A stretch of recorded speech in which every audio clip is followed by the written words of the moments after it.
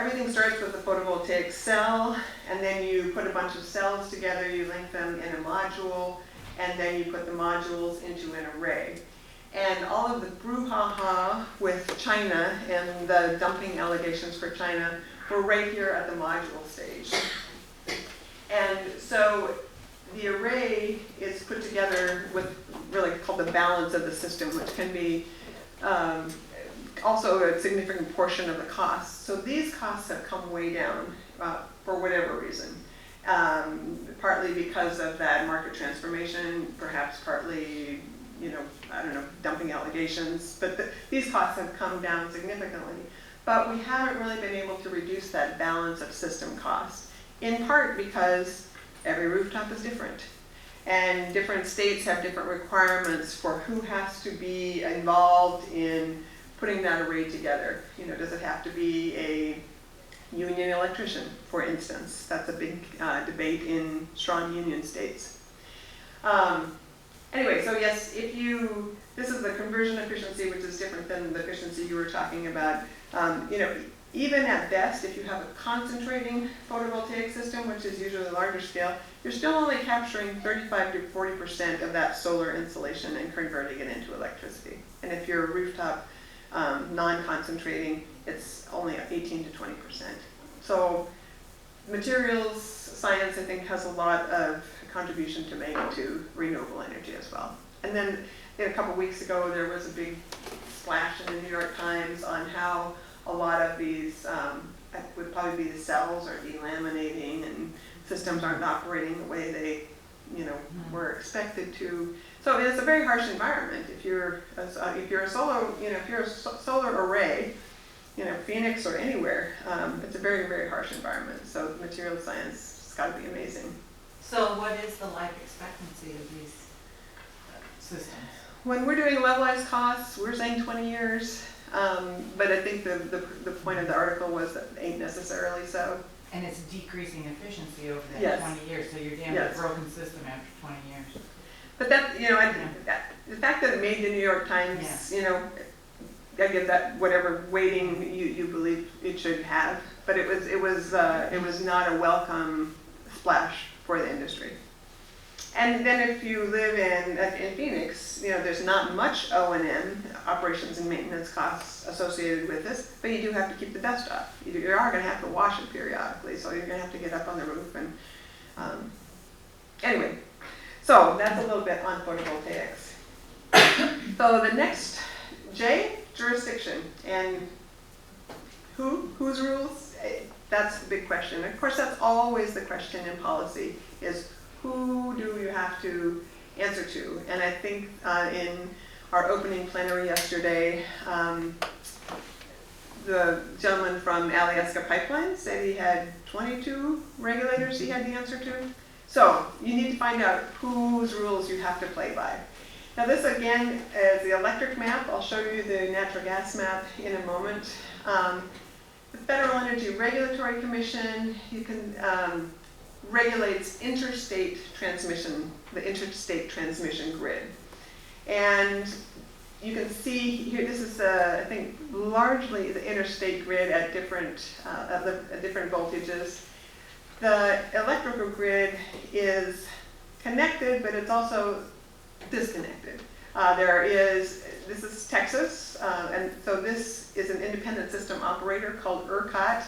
And you can see they're kind of whited out here because they essentially operate in an island mode. They have several emergency connections to the rest of the country, but ERCOT essentially stands on its own, and it covers most of Texas, not all of Texas. And you can see there's all of these independent system operators, and these are shifting as we get more familiar with the concept. Entergy, who operates down in the southeast, they are shifting part of their load I think from MISO into the southern system or vice versa. So this is not set in stone. California has its own ISO, New England, New York, PJM is one of the granddaddies of the system, Pennsylvania, Jersey, Maryland. So these are independent system operators, and they got that name because the transmission owners have basically given up the rights to their transmission to an independent system operator. And this has allowed a lot greater access to the grid and allowed for the development of just more fluid markets. So if you're an investor-owned utility, that's one entity. You might be a municipal-owned utility, like the Municipal Power and Light here in Anchorage. And this is you might be an electric co-op, a rural electric co-op. And so you've got all these teeny tiny little electric co-ops that are also self-regulated and are not regulated even by the Public Utilities Commission. So the jurisdiction issue is kind of on par with the access issue. You've got to know who's setting the rules. On the natural gas side, looks like it's maybe a little more straightforward. I think that's just because of the way the map is drawn. This is the natural gas pipeline grid. And here you can see the blue are the interstate pipelines, which are regulated by the Federal Energy Regulatory Commission. And the red are the intrastate pipelines that operate within a single state and are typically regulated by the Public Utility Commission. That is a different regulatory regime. FERC on the interstate and the Public Utility Commissions on the intrastate, unless you're a Henshaw pipeline, which falls under, kind of falls under federal regulation. They are interstate pipelines that feed local distribution companies directly. So that's just to throw out terms that if you're ever doing natural gas pipeline work, to say, oh, she said something about some odd duck here. Local distribution companies, municipalities. The thing about municipalities, like Municipal Light and Power up here, is that they are self-regulated as well. So your jurisdiction issue, just know whose rules you have to play by, and you'll probably be surprised at how many rules are setting your environment. Okay, kilowatt hour. And again, this is a classic household level metric. If you're involved in electricity costing, you'll know that there are dollars per kilowatt, there's dollars per kilowatt year.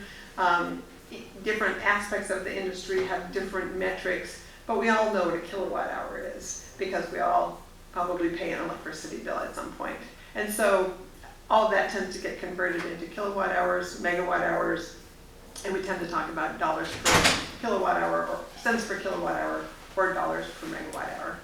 Now this definition of a kilowatt hour, and it's really just to provide an example, I'm probably going to have to change that as our incandescent bulbs disappear. But most of us know what a 100-watt bulb looks like. If you have 10 of those in your house and you have the lights on, all of those lights on for an hour, that's a kilowatt hour, just to kind of put it in context. And then because that's really a pretty small amount of energy and we've got lots of households, you multiply that by 1,000, you get megawatt hours, gigawatt hours, terawatts hours. So terawatt hour is really 1 billion kilowatt hours.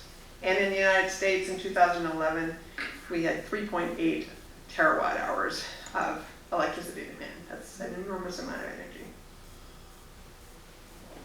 Okay. L, load profiles. We saw one in the early slide, but this is what the electric utility or gas utility, this happens to be for electricity, this is the demand that needs to be met. Yes? I'm sorry, my mind's on previous slide. Is there a conversion from kilowatts to BTUs so you can compare energy generated, say, by hydroelectric to a barrel of oil? The classic is 3.412, that would be MMBTUs per megawatt hour, 3,412 BTUs per kilowatt hour. So 3,412 is kind of the standard, and that's standard, you have to be a little careful with it. Yeah. But that is the conversion. Because I'm working on an analysis right now that involves both thermal, the fuel cell with an absorption chiller, and we're trying to come out with a single cost unit for that system. And so we have to convert the thermal heat to megawatt hours thermal, and that's a little bit different conversion. But that's the standard electrical 2,412 BTUs equals 1 kilowatt hour. Yes. Okay? Very interesting, thank you. Yeah. Okay. So this is, Gainesville, Florida is one of the utilities, and I believe they're a municipality, so they can do this without Public Utility Commission approval. I believe that's true. They actually do have a feed-in tariff for solar. Now, they're in Florida, and this is a typical June day in this case, where you can see, coming in, people are starting to get up, turning air conditioners on, and their peak, and this is a little bit counterintuitive to a lot of people, the peak usage for electricity in most areas is long after the sun has peaked. So you get a little bit of a disconnect between your peak PV production and when you actually peak with your electric load, which is why you get some of that spilling of that curtailment in the previous slide. So one of the points here is just to show, in Gainesville, Florida, they have, of course, an enormous electricity load. And so from their trough to their peak is about an 85% difference. That's hard to, not hard to manage, but you've got to be prepared to do that. In Colorado, we don't really, at least where I am in southwestern Colorado, we don't have much air conditioning load. And we've also had the incentive from our provider to try and flatten our load. So our peak to trough in the middle of July, and there's a couple of different years here, is only about 35%. And so this is our solar peak. This is the PV production on, kind of between these days. And so with a relatively flat load, you've got PV. That's a different kind of management issue, because now your PV is kind of taking a bite out of what's already a pretty flat load. So you've got to be able to manage around any type of new generation. And because PV is considered non-dispatchable and must take, there's a lot of debate in Durango, where I live, on how can we get more solar, because we've got a lot of sun, and what impact is that going to have on the rest of the system. Yes? What kind of incentive do you have to get a flat load? You have to provide people with the incentives to shift when they're using electricity. Our co-op has a very, has a very strong differentiation between their on-peak and off-peak rates. So if you're willing to wash your clothes, in the middle of the night, or to bake your cookies, or shift your load. So this is the real load for a typical day, right? I'm sorry? Showing. This is the real load for a typical day. So the demand response incentives are working quite well. Yes, and in some cases, if you look at it more carefully, they may be overcompensating. They may be providing too strong an incentive to shift load. But so you have kind of conflicting goals, which of course in the policy world is always what you're dealing with. You want to flatten your load because our supplier had a rate design that the rates were lowest if you had a nice flat load, or what we would say very high load factor. And now we're actually we have taken it to the Public Utilities Commission, because they are regulated by the Public Utilities Commission. They have changed their rates, so now we're going to be penalized for having moved to this very flat load. And we're saying that makes no sense whatsoever. So do you have like independent suppliers? we have it's a generation and transmission company, Tri-State Generation. They serve a large part of the West. They serve a lot of the electric utilities. So they are the suppliers? Yes, so they all are. The rates are regulated? We have very little generation. We have some combined heat and power, but typically we buy. So I mean the retail market is not open? Not the retail? Right. It's all regulated? For us as a co-op, Yeah. yes. So, okay.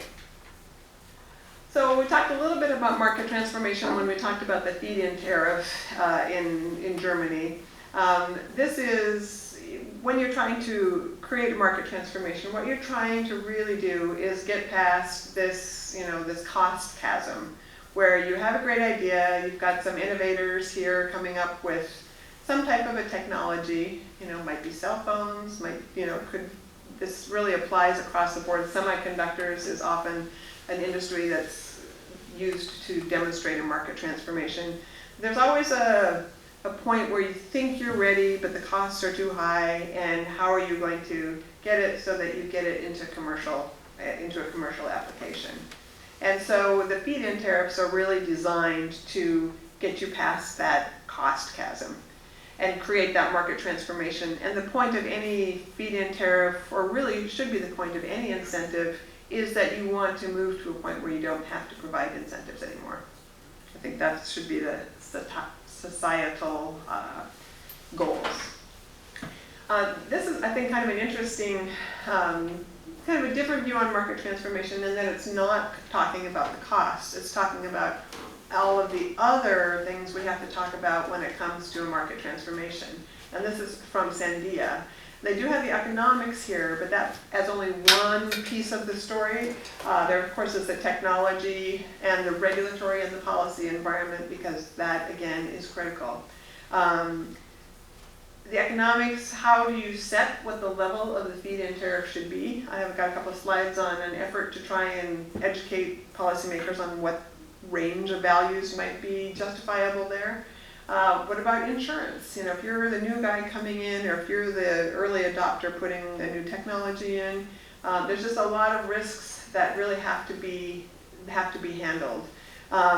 Installation and inspection for PV, that's been, again, a huge issue, for instance, in California with the unions. Do you have to require a union electrician to make that last connection? And if you do, there's a cost associated with that. How do you get the solar integrated into, this is specifically for solar, this could be for any new technology, how do you get it integrated into your existing portfolio? All of those renewable integration issues. Energy security, interconnection, we talked about on the very first slide with accessibility. And then as you move towards the maturity, then you get into the, how do you standardize everything? In the beginning, it's a little bit of the wild, wild west, and you just want to get the installations safely installed, but they may all be kind of a one-off installation. As you move towards standardizing and increasing the penetration of any technology, then you get, how do we write the standards? And they get this more, just more standard. That's really the issue in a lot of renewables, is if you can standardize the process so we don't have to recreate the wheel for every installation. That'll go a long way towards the market transformations, I think. Okay, so here's another metering billing option. And this is a little bit different because it's called net metering, and you only have the one meter, and it can spin either direction. So this is different than the feed-in tariff, which requires you to have 2 meters. In this case, I have my classic where I'm taking the electrons. So I have to have on-site generation to have a net energy metering setup. That's the only reason you would have it. So let's say I have a solar panel on my roof, and it's a cloudy day, or it's the middle of the night, and I am taking electrons from the utility. My meter's spinning forward. I'm incurring a cost for each of those kilowatt hours. Now the sun comes out, I go to work, I've turned off all my appliances, and now all of a sudden my meter is spinning backwards because I'm generating more electrons than I'm using. The meter is spinning backwards, and I'm creating, in effect, a bank.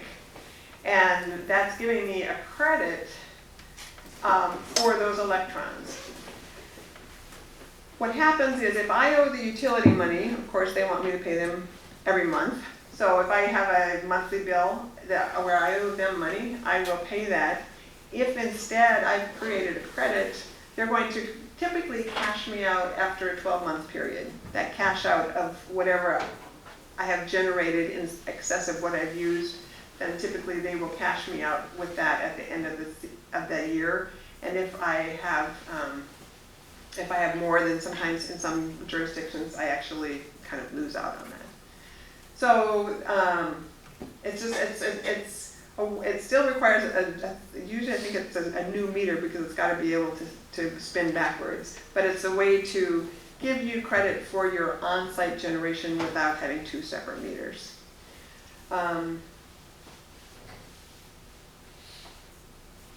another point I wanted to make, but it slipped my mind. So there's a lot of different possibilities for how you bring new generation on-site into your billing cycle.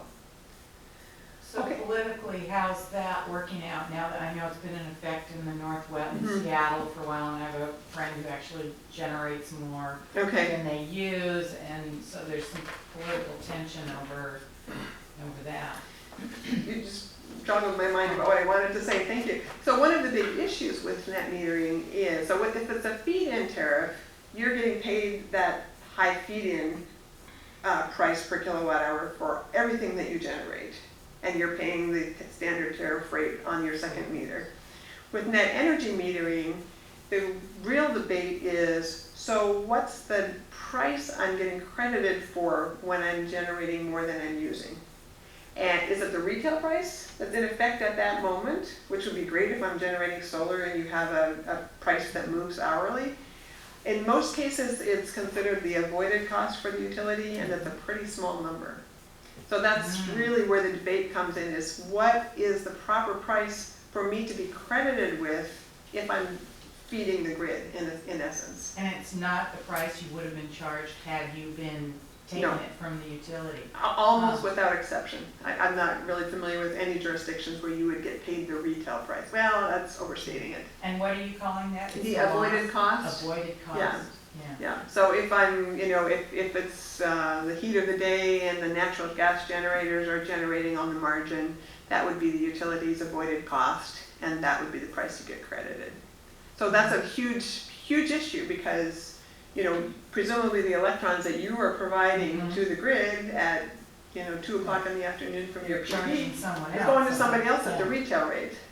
So maybe you should get the retail rate, less a little surcharge, but that's really the policy debate there. Yes. So I was under the impression that there are federal regulations regarding net metering, so that utilities have to offer this. It's one of the topics that has percolated up for that reason, but because the retail rates are regulated at the state level, it's, So, okay, there's no regulation regarding the rates, but there is regarding a utility having to offer, like, offering net energy metering. correct, yeah. I'm I mean, not like, sure. okay, so like here in Anchorage or Mhm. in Seattle or Phoenix, if you are a utility, would you have to offer? I'm not as confident, I don't know. Sure. I know on the Okay, so demand there's- response, that's gone up